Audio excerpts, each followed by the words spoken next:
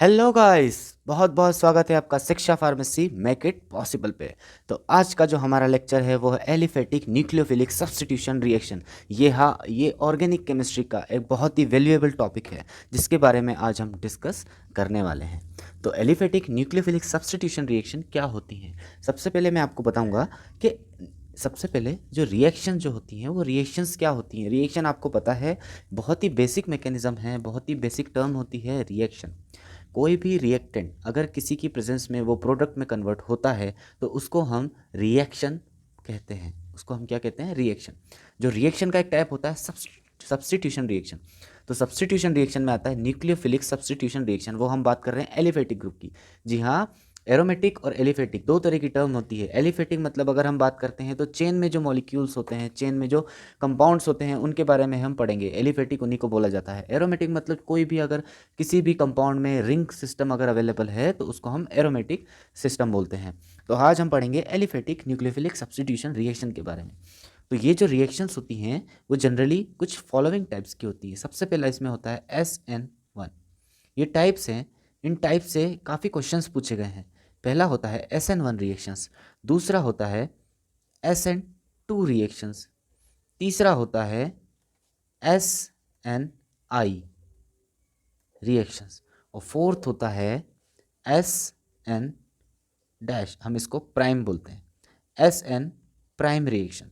ये कुछ following types है। ये दो रिएक्शंस के टाइप्स आपको किसी भी बुक्स, बहुत कम बुक्स में दिए होते हैं, बट ये बहुत ज़्यादा इंपॉर्टेंट होते हैं। ये जानना आपके लिए बहुत ज़्यादा ज़रूरी है कि जो एलिफेटिक न्यूक्लियोफिलिक रिएक्शंस होती हैं वो कितने टाइप्स की होती हैं और उनमें किस तरह की मैकेनिज्म होती है। तो आज हम उसी के बारे में पढ़ेंगे और आपको बताएंगे कि जो एलिफेटिक न्यूक्लियोफिलिक सिस्टम होता है, एलिफेटिक न्यूक्लियोफिलिक सब्स्टिट्यूशन रिएक्शंस होती हैं, वो कितना इजी होती हैं और उनको समझना कितना आसान होता है, उनकी बेसिक मैकेनिज्म क्या होती है। इन सब चीज़ों के बारे में आपको मैं बहुत अच्छे से और डिटेल में बताऊंगा। तो सबसे पहले हम ये देख लेते हैं कि जो SN1 SN2 रिएक्शन जो जनरली कई बार पूछी गई हैं और पूछी जाती हैं और पूछी जाएंगी भी, ये बहुत ही ज़्यादा बेसिक मैकेनिज्म होती है जो मोस्ट ऑफ द रिएक्शंस में फॉलो होती हैं। तो उसमें हम देखेंगे कि SN1 रिएक्शन किन कंपाउंड्स में होती है, SN2 रिएक्शन किस में होती है। तो हम इन चीज़ों के बारे में आपसे डिस्कस करेंगे। सबसे पहले मैं आपको बताऊंगा कि कुछ कंपाउंड्स के नाम, जैसे कि आपको पता है कि कुछ सिंपल मॉलिक्यूल होते हैं जैसे कि मिथाइल क्लोराइड। ये हम आपको एक एक एग्जांपल में लेके चल रहा हूँ मिथाइल क्लोराइड का। मिथाइल क्लोराइड एक बहुत ही जनरल और बहुत ही सिंपल मॉलिक्यूल होता है CH3Cl, जिसको हम बोलते हैं। अब ये होता है सिंगल कार्बन सिस्टम, मोनोकार्बन सिस्टम। इसमें क्या होता है, फिर एक आता है इथाइल क्लोराइड।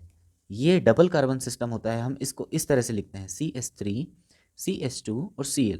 इसको हम बोलते हैं प्राइमरी सिस्टम, मतलब इसमें एक कार्बन से, ये जो बेस कार्बन होता है इससे एक कार्बन अटैच होता है, तो इसको हम क्या बोलते हैं? प्राइमरी प्राइमरी सिस्टम बोलते हैं। ठीक है। एक होता है सेकेंडरी सिस्टम, जिसमें इस कार्बन से क्या होता है, दो कार्बन अटैच होते हैं, CH3 CH3 CH और Cl। एक होता है, इसको इसका नाम होता है आइसोप्रोपाइल क्लोराइड। ये प्राइमरी सिस्टम हो गया, ये सेकेंडरी हो गया। सेकेंडरी क्यों? क्योंकि एक कार्बन से दो कार्बन ऑलरेडी अटैच्ड है। ठीक है। हम रेडिकल्स के बिहाफ में प्राइमरी सेकेंडरी सिस्टम को देखते हैं। जैसे कि यहाँ पे सिंगल कार्बन है, यहाँ पे इस कार्बन से एक कार्बन अटैच है, यहाँ पे इस कार्बन से दो कार्बन अटैच है। ठीक है। एक सिस्टम होता है टर्शरी सिस्टम, जिसमें एक कार्बन से तीन कार्बन अटैच होते हैं, मतलब तीन रेडिकल अटैच्ड होते हैं। इसको हम बोलते हैं टर्शरी सिस्टम। इसका नाम होता है tertiary butyl chloride. Tertiary butyl chloride, ये कुछ सिस्टम्स होते हैं। अब इस सिस्टम में हम देखेंगे कि किस सिस्टम में रिएक्शंस होती कैसे हैं। तो सबसे पहले हम देखते हैं जो मिथाइल क्लोराइड होता है, जो बहुत ही सिंपल मॉलिक्यूल हम देखते हैं। मिथाइल क्लोराइड जो होता है, इसमें होती है SN2 मैकेनिज्म। इसमें जब भी रिएक्शन होगी, याद रखिए, जब भी मिथाइल क्लोराइड की बात होगी और इसकी किस कहीं पे रिएक्शन है और वो न्यूक्लियोफिलिक रिएक्शन है, तो वहाँ पे हमेशा SN2 रिएक्शन होती है। ठीक है, ये फिक्स है। दूसरा आता है प्राइमरी, मतलब इथाइल क्लोराइड। इसमें जो रिएक्शन होती है वो भी होती है SN2 रिएक्शन। ये भी SN2 रिएक्शन होती है। ठीक है। अब आता है हमारा आइसोप्रोपाइल क्लोराइड। आइसोप्रोपाइल क्लोराइड के पहले हम बात करेंगे टर्शरी सिस्टम की। टर्शरी सिस्टम की तो ध्यान से सुनिएगा, टर्शरी सिस्टम क्या होता है और इसमें किस तरह की रिएक्शंस होती है, किस तरह की न्यूक्लियोफिलिक रिएक्शन होगी। तो जो टर्शरी सिस्टम होता है, टर्शरी सिस्टम में होती हैं SN1 रिएक्शन। याद रखिए, क्वेश्चन डायरेक्ट पूछा गया है पिछले एग्जाम्स में, पिछले कंपटीशन एग्जाम में, कि जो SN1 रिएक्शंस हैं या SN2 रिएक्शंस हैं वो किस तरह के मॉलिक्यूल्स में होंगे। सपोज कीजिए क्वेश्चन आ गया कि सब न्यूक्लियोफिलिक सब्स्टिट्यूशन रिएक्शन जो 2 है वो इनमें से नीचे दिए गए फॉलोइंग्स में से किस में होगी, methyl chloride, ethyl chloride, isopropyl chloride या टर्शरी ब्यूटाइल क्लोराइड। तो उसका SN2 के लिए क्या आंसर होगा, मिथाइल क्लोराइड। ठीक है, अगर सपोज कीजिए दोनों आपस में आ चुके हैं, ठीक है, तो ऑप्शन बोथ का आता है, बोथ ऑफ द अबव, मतलब दोनों में ही SN2 रिएक्शन होती है। ठीक है, और टर्शरी ब्यूटाइल क्लोराइड इसमें SN1 रिएक्शन होगी। ध्यान दीजिए, इसमें SN1 रिएक्शन होगी, इसको स्टार लगा लीजिए अगर आप नोट्स बना रहे हैं तो। अब हम बात करते हैं सेकेंडरी सिस्टम की, जो कि होता है आइसोप्रोपाइल क्लोराइड। तो इसमें रिएक्शन डिपेंड करती है कंडीशंस के हिसाब से। तो इसमें दोनों रिएक्शंस होती है, इसमें SN1 भी होती है और इसमें SN2 भी होती है। तो यहाँ कन्फ्यूजन का क्वेश्चन आता है कि SN1 कब होगी और SN2 कब होगी। तो SN1 ये डिपेंड करता है, ये किसके ऊपर डिपेंड करता है, ये डिपेंड करता है, डिपेंड ऑन, किस पे डिपेंड करता है, डिपेंड ऑन सॉल्वेंट, हम किस तरह का सॉल्वेंट उसमें हम यूज़ कर रहे हैं। तो सॉल्वेंट के ऊपर डिपेंड करती है कि जो सेकेंडरी सिस्टम है, मतलब आइसोप्रोपाइल क्लोराइड है, तो उसमें किस टाइप की न्यूक्लियोफिलिक सब्स्टिट्यूशन होगी। तो अगर SN1 रिएक्शन हो रही है तो मतलब किस तरह के सॉल्वेंट यूज़ हो रहे हैं उसमें, तो हम देखेंगे। बिल्कुल, ये सॉल्वेंट का बहुत ही गहरा रोल होता है इस चीज़ में। ये सॉल्वेंट का जो सिस्टम है मैं आपको आगे बताऊंगा। तो SN1 रिएक्शन कब होती है, जब किस तरह के सॉल्वेंट प्रेजेंट होते हैं। तो किस तरह के सॉल्वेंट प्रेजेंट होते हैं SN1 में, जब अगर पोलर प्रोटिक सॉल्वेंट अगर हैं, पोलर प्रोटिक सॉल्वेंट अगर यूज़ हो रहे हैं रिएक्शन में, तो हमेशा सेकेंडरी सिस्टम मतलब आइसोप्रोपाइल क्लोराइड में SN1 रिएक्शन होगी। हमेशा कौन सी रिएक्शन होगी, SN1 रिएक्शन होगी पोलर प्रोटिक सॉल्वेंट में। और SN2 रिएक्शन कहाँ होगी, ध्यान से सुनिए, SN2 रिएक्शन होगी जब कोई भी कौन सा सॉल्वेंट यूज़ किया है, पोलर ए प्रोटिक सॉल्वेंट, पोलर ए प्रोटिक सॉल्वेंट। इन सॉल्वेंट्स के बारे में मैं आपको डिटेल थोड़ी नेक्स्ट लेक्चर में बताऊंगा कि पोलर प्रोटिक सॉल्वेंट क्या होते हैं और पोलर ए प्रोटिक सॉल्वेंट क्या होते हैं। तो ध्यान दीजिए, SN2 रिएक्शन कहाँ होगी, जब पोलर ए प्रोटिक सॉल्वेंट प्रेजेंट होंगे, और SN1 रिएक्शन कहाँ होगी, जब पोलर प्रोटिक सॉल्वेंट प्रेजेंट होंगे। तो इनको बिल्कुल स्टार लगा लीजिए, बहुत ही सारा IMP क्वेश्चन हैं जो कि पूछे जाते हैं। ठीक है, जो कि पूछे जाते हैं कई तरह के एग्जाम्स में। तो अब देखते हैं नेक्स्ट। अब जैसे कि क्वेश्चन पूछ लिया इनमें से, अब हम आगे चलते हैं कुछ एग्जांपल्स की तरफ। अब जैसे कि एक क्वेश्चन आ गया, चार आपके सामने ऑप्शन है, चार आपके सामने ऑप्शन है। सबसे पहला ऑप्शन आपको दिया है CH3Cl, दूसरा ऑप्शन आपको दिया है CH3Br, तीसरा ऑप्शन आपको दिया है CH3F और चौथा ऑप्शन आपको दिया है CH3I। अब मैं आपसे क्वेश्चन पूछता हूँ कि इन चारों में से SN1, इन चारों में से कौन सी रिएक्शन SN2, इन चारों में से SN2 रिएक्शन किस में होगी। अब अभी मैंने आपको थोड़ी देर पहले बताया कि जो मिथाइल क्लोराइड है, मतलब सिंगल सिस्टम होता है, उसमें SN2 रिएक्शन है। अब यहाँ पे ऑप्शन में आपको मिथाइल क्लोराइड दिया है, लेकिन उसके चार ऑप्शन भी आपको एग्जाम्पल के साथ दिए हैं।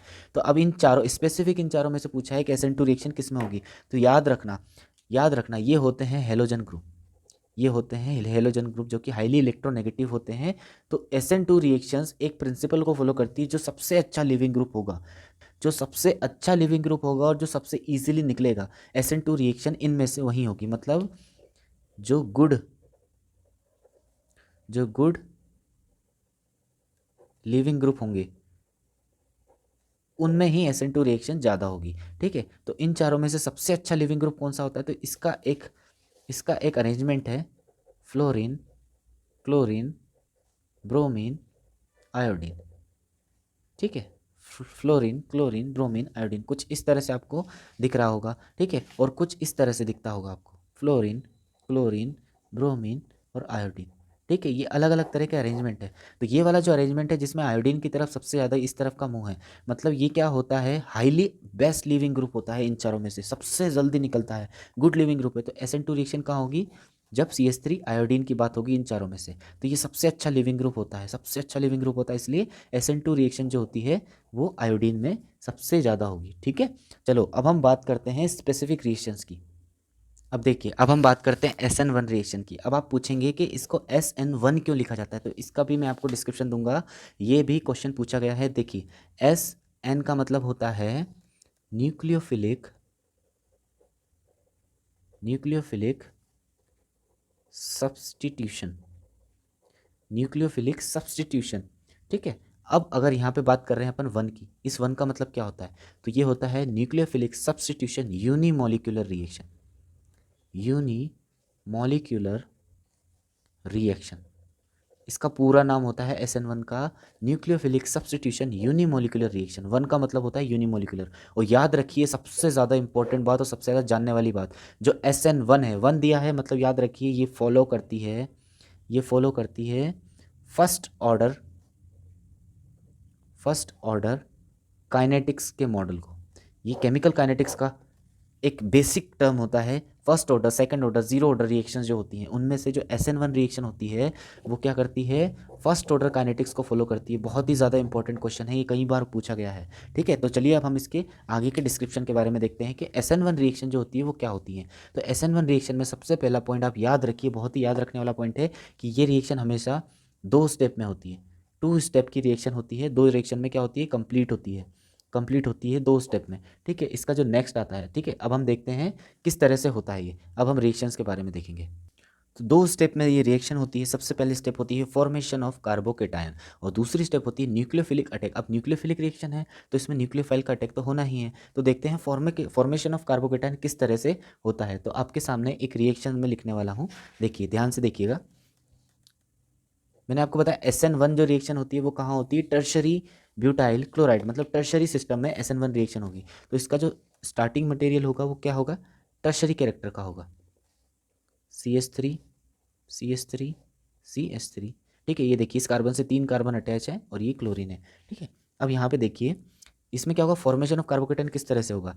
तो यहाँ पे क्या होगा, ये जो बॉन्ड आपको दिख रहा है, ये बॉन्ड क्या होगा, यहाँ पे शिफ्ट होगा due to some mechanical condition of reaction. ठीक है, due to some mechanical condition of reaction. आपको बहुत सारी रिएक्शन दिख जाएंगी जिनकी मैकेनिज्म कुछ इस तरह से होगी। तो इसमें किस तरह से होगा, देखिए अब इस कार्बन के पे कौन सा चार्ज आ गया, पॉजिटिव चार्ज, इस पे आ गया नेगेटिव चार्ज, क्योंकि इसने अपना इलेक्ट्रॉन भी क्लोरीन को दे दिया। ठीक है, तो यहाँ पे क्या हो गया, कार्बन से अटैच हो गए CH3 CH3 CH3, और इस पे आ जाता है पॉजिटिव चार्ज, क्योंकि इसने क्या किया, एक इलेक्ट्रॉन दे दिया, मतलब यहाँ पे कार्बोकेटायन फॉर्म हुआ। यहाँ पे कार्बोकेटायन फॉर्म हुआ, तो हम इसको इस तरह से बना देते हैं, इस तरह से बना देते हैं। इसमें इसने क्या किया, अपने ऑर्बिटल्स को खाली कर दिया, अब हम इसके बारे में देखते हैं। जो फर्स्ट स्टेप होती है उसमें क्या कैरेक्टरिस्टिक होती है। सबसे पहले याद रखने वाली बात, जो फर्स्ट स्टेप होती है वो बहुत ही ज़्यादा स्लो होती है, ये स्लो होती है। ठीक है, और यही इसी को हम बोलते हैं, ये होती है रेट डिटरमाइनिंग स्टेप। यही क्या होती है, रेट डिटरमाइनिंग स्टेप होती है। तो क्वेश्चन पूछा जाता है कि जो SN1 रिएक्शन है उसमें रेट डिटरमाइनिंग स्टेप कौन सी होती है, फर्स्ट या सेकंड। तो फर्स्ट में ये नहीं देगा कि स्टेप फर्स्ट, ये देगा फॉर्मेशन ऑफ कार्बोकेटायन। तो फॉर्मेशन ऑफ कार्बोकेटायन स्लो होता है SN1 में, और इसमें ये होती है रेट डिटरमाइनिंग स्टेप। और ये किसके ऊपर डिपेंड करती है, ये क्वेश्चन भी कई बार पूछा गया है। ये depend on formation of carbocation. ये किस पे डिपेंड करती है, फॉर्मेशन ऑफ कार्बोकेटायन। ये डिपेंड करती है कितना कार्बोकेटायन फॉर्म हुआ है। तो ये जो तीन जो मैंने आपको पॉइंट बताए हैं, सबसे पहला ये बहुत स्लो होती है, दूसरा ये रेट डिटरमाइनिंग स्टेप होती है, और तीसरा डिपेंड करती है फॉर्मेशन ऑफ कार्बोकेटायन पे। ठीक है, तो अब हम देखते हैं जो हमारा सेकंड होता है। ठीक है, सेकंड, अब इसमें पूछा जाता है कि जो SN1 में जो बनता है कार्बोकेटायन उसका शेप क्या होता है। तो उसका जो शेप होता है वो क्या होता है, ट्राइगोनल प्लेनर इसका शेप होता है। ठीक है, अब हम बात करते हैं न्यूक्लियोफिलिक अटैक ऑफ कार्बोकेटायन, मतलब कि स्टेप सेकंड। तो इसमें किस तरह से रिएक्शंस होती है, तो अब हम देखेंगे। तो अब हमने ये स्ट्रक्चर उठाया, अब इसमें उठा के हमने इसको यहाँ रख दिया, इसमें इस तरह से अटैच कर दिया। ये 3 इसमें रेडिकल इसमें अटैच्ड हैं, इस पर पॉजिटिव चार्ज है, और इस पे इसके ऑर्बिटल खाली है इस तरह से। ठीक है, अब न्यूक्लियोफाइल अटैक किस तरह से करता है। तो सपोज कीजिए ये न्यूक्लियोफाइल है। मैंने आपको बताया था कि जो न्यूक्लियोफाइल होता है वो हमेशा नेगेटिव चार्ज होता है, उसके पास इलेक्ट्रॉन ज़्यादा होते हैं लेकिन वो नेगेटिव चार्ज होता है। वो कहाँ पे अटैक करता है, जहाँ पे पॉजिटिव साइड होती है। तो अब देखिए यहाँ पे ये साइड भी खाली है और ये साइड भी खाली है। तो जो न्यूक्लियोफाइल है वो किस तरह से अटैक करता है, वो अटैक बैक साइड से भी करता है, वो अटैक फ्रंट साइड से भी करता है, दोनों तरह से अटैक करता है न्यूक्लियोफाइल। ठीक है, मतलब ये इसका क्या हो गया, फ्रंट लोब, और ये इसका क्या हो गया, बैक साइड। ये फ्रंट साइड, ये बैक साइड, ये दोनों साइड से अटैक करता है। तो जो बनने वाला जो कंपाउंड होता है, जो बनने वाले कंपाउंड होते हैं वो दो तरह के होते हैं। मतलब इसमें क्या होता है, बैक साइड से अगर अटैक होगा, अगर बैक साइड से अटैक होगा तो बनने वाला कंपाउंड किस तरह से होगा, देखिए ये OH अगर यहाँ से अटैक हुआ तो बनने वाला कंपाउंड कुछ इस तरह से होगा, CH3 CH3 CH3 और OH। और अगर फ्रंट साइड से अटैक होगा तो किस तरह से बनेगा कंपाउंड, CH3 CH3 CH3। ठीक है, देखिए एक बैक साइड से अटैक हो रहा है, एक फ्रंट साइड से अटैक हो रहा है, इन दोनों के अलग अलग नाम होते हैं। ठीक है, ठीक है, ये रिस्पेक्ट करता है on the respect of nucleophile या लिविंग ग्रुप, ये डिपेंड करता है किस तरह से ये बन रहा है। तो जो अगर बैक साइड से ये बन रहा है तो हम इसको बोलते हैं इन्वर्जन कॉन्फिगरेशन, इन्वर्जन कॉन्फिगरेशन। और अगर फ्रंट साइड से अटैक हो रहा है तो हम इसको बोलते हैं रिटेंशन कॉन्फिगरेशन, रिटेंशन कॉन्फिगरेशन। एक क्वेश्चन आता है कि SN1 रिएक्शंस फॉलोज, ऑप्शन आता है इन्वर्जन कॉन्फिगरेशन, सेकंड ऑप्शन आता है रिटेंशन कॉन्फिगरेशन, थर्ड आता है बोथ, फोर्थ आता है नन ऑफ द बोथ। तो इसका आंसर होगा बोथ, इसमें इन्वर्जन भी होता है और इसमें रिटेंशन कॉन्फिगरेशन भी होता है। ठीक है, इसी दोनों को मिला के, इन दोनों को ही मिला के हम इसको बोलते हैं रेसिमाइजेशन। इन दोनों को ही मिला के हम इसको क्या बोला जाता है, रेसिमाइजेशन। तो इन्वर्जन प्लस रिटेंशन, इन दोनों को ही मिला के हम बोलते हैं रेसिमाइजेशन। मतलब हम बोल सकते हैं कि SN1 रिएक्शन रेसिमाइजेशन को फॉलो करती है। मतलब जो SN1 रिएक्शन होती हैं वो क्या होती हैं, स्टीरियो सिलेक्टिव रिएक्शन होती हैं, क्योंकि इसकी सेकंड स्टेप में क्या होता है, ये क्या होती है, स्टीरियो सिलेक्टिव रिएक्शन होती है। क्यों, क्योंकि इसमें बनने वाले जो प्रोडक्ट होते हैं वो दो प्रोडक्ट होते हैं, एक इन्वर्जन कॉन्फिगरेशन होता है और एक रिटेंशन कॉन्फिगरेशन होता है। ठीक है, रेसिमाइजेशन का मतलब क्या होता है, मैंने जो वर्ड यूज़ किया रेसिमाइजेशन, रेसिमाइजेशन का मतलब होता है ये जो कंपाउंड होते हैं, ठीक है, ये कंपाउंड क्या होते हैं, ऑप्टिकली एक्टिव कंपाउंड होते हैं। ये क्या होते हैं, ये ऑप्टिकली एक्टिव कंपाउंड होते हैं। ऑप्टिकली एक्टिव, जब मैं स्टीरियो केमिस्ट्री आपको पढ़ाऊंगा तो आपको बताऊंगा रेसिमाइजेशन क्या होता है और ऑप्टिकली एक्टिविटी क्या होती है। ठीक है, ऑप्टिकली रेसिमाइजेशन का मतलब होता है जो ऑप्टिकली जो एक्टिव कंपाउंड होते हैं, ऑप्टिकली जो एक्टिव कंपाउंड होते हैं वो किस में कन्वर्ट हो जाते हैं, वो कन्वर्ट होते हैं optically active, optically inactive compound में। मतलब ऑप्टिकल एक्टिव कंपाउंड जब ऑप्टिकल इनएक्टिव कंपाउंड में चेंज हो जाते हैं तो उस प्रोसेस को हम क्या बोलते हैं, रेसिमाइजेशन बोलते हैं। ठीक है, रेसिमाइजेशन। एक बहुत ही ज़्यादा फेमस क्वेश्चन पूछा गया है कि जो SN1 रिएक्शन होती है, जो SN1 रिएक्शन होती है वो उसकी कुछ प्रॉपर्टीज़ है, ठीक है, जो कि क्वेश्चन में पूछी गई है, वो मैं आपको अभी बताता हूँ। ठीक है, तो ध्यान से सुनिएगा, ध्यान से सुनिएगा। जो SN1 रिएक्शन होती है, सबसे पहला की पॉइंट जो अक्सर पूछा गया है, सबसे पहला की पॉइंट्स क्या है, जो SN1 रिएक्शन होती है वो किससे प्रोसीड होती है, SN1 रिएक्शन, SN1 रिएक्शन के बारे में अब हम थोड़ा पढ़ लेते हैं जिससे क्वेश्चन बहुत ज़्यादा पूछे गए हैं। सबसे पहला पॉइंट, ये प्रोसीड होती है, प्रोसीड विथ रेसिमाइजेशन। अभी हमने पढ़ के आया रेसिमाइजेशन, ये प्रोसीड होती है किससे, रेसिमाइजेशन से प्रोसीड होती है, किसके साथ, with some net inversion, net inversion. ये एज इट इज़ ये वर्ड उठ के क्वेश्चन में आया है, कई बार पूछा गया, 2 से 3 बार पूछा गया है एग्जाम में कि जो SN1 reaction proceed with racemisation है ना, किसके साथ, नेट इन्वर्जन के साथ ये प्रोसीड होती है। ठीक है, अब याद रखना सेकंड क्वेश्चन, जो SN1 रिएक्शन होती है, SN1 रिएक्शन क्या होती है, does not depend on concentration of nucleophile. ये कभी भी न्यूक्लियोफाइल के कंसंट्रेशन पर डिपेंड नहीं होती है, ये डिपेंड करती है फॉर्मेशन ऑफ कार्बोकेटायन पे। ठीक है, ये डिपेंड नहीं होती है कंसंट्रेशन ऑफ न्यूक्लियोफाइल पे, मतलब इसका कंसंट्रेशन ऑफ न्यूक्लियोफाइल पे कोई भी रोल नहीं होता है। ठीक है, मतलब अगर न्यूक्लियोफाइल की कंसंट्रेशन चेंज हो रही है तो SN1 पे इसका कोई भी असर नहीं पड़ेगा। ठीक है, कोई भी असर नहीं पड़ेगा। अब हम देखते हैं कि जो SN1 रिएक्शन होती है उसकी रेट कब इंक्रीज होती है, किस केस में SN1 रिएक्शन फास्ट होती है, SN1 रिएक्शन फास्ट इन किस केस में SN1 रिएक्शन फास्ट होती है। ठीक है, तो देखिएगा सबसे पहला पॉइंट है कि जब जब किसकी प्रेजेंस हो, जब प्रेजेंस हो पोलर प्रोटिक सॉल्वेंट, जब पोलर प्रोटिक सॉल्वेंट की अगर प्रेजेंस होती है, पोलर प्रोटिक सॉल्वेंट की प्रेजेंस होती है तो SN1 रिएक्शन फास्ट होती है या जल्दी होती है।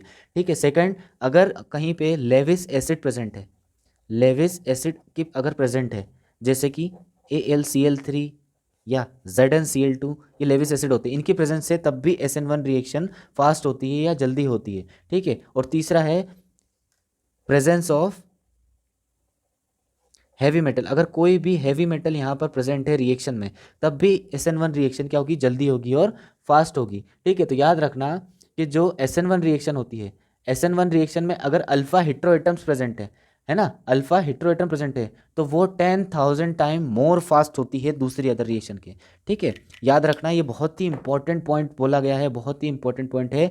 याद रखना कि जब भी SN1 रिएक्शन में अल्फा हाइड्रोजन प्रेजेंट है, मतलब इसमें अल्फा हाइड्रोजन है ना, वन अल्फा हाइड्रोजन जितने ज़्यादा होंगे उतनी ज़्यादा, वन अल्फा हाइड्रोजन होंगे तो ये 10,000 टाइम्स फास्टर होती, बहुत ज़्यादा फास्ट हो जाती है, बहुत ही 10,000 मतलब 10,000 गुना फास्ट हो जाती है रिएक्शन। अब कुछ एग्जांपल देखेंगे कि इनमें आप बताइएगा कि इनमें से SN1 रिएक्शन किस में फास्ट होगी। तो सबसे पहला एग्जाम्पल मैं आपके सामने लिखता हूँ, ये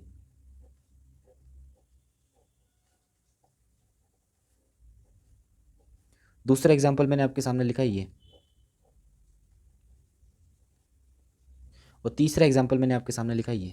अब मुझे आप तीनों में से ये बताइए कि इन तीनों में से सबसे ज़्यादा SN1 रिएक्शन या फास्ट SN1 रिएक्शन का किस में होगी। ठीक है। तो ध्यान से देखिए। ठीक है। तो इसमें क्या, किस में होगी सबसे ज़्यादा, इसमें होगी, फिर इसमें और फिर इसमें, सबसे ज़्यादा फास्ट होती है इसमें। ठीक है। तो ये एग्जाम्पल है SN1 रिएक्शन के। तो आज हम हमारा लेक्चर यहीं एंड करते हैं SN1 रिएक्शन का। ठीक है। आई होप आप लोगों को ये वीडियो समझ में आया होगा, ये वीडियो अच्छा लगा होगा। तो अगर ये वीडियो अच्छा लगा है आपको तो इस वीडियो को लाइक कीजिए, सब्सक्राइब कीजिए, शेयर ज़रूर कीजिए और अपने दोस्तों को ज़्यादा से ज़्यादा फैलाइए। शिक्षा फार्मेसी हम लोगों ने चैनल शुरू किया है, ये नई पहचान है, ये नई प्लेटफॉर्म है आप लोगों के लिए कि आपको फ्री में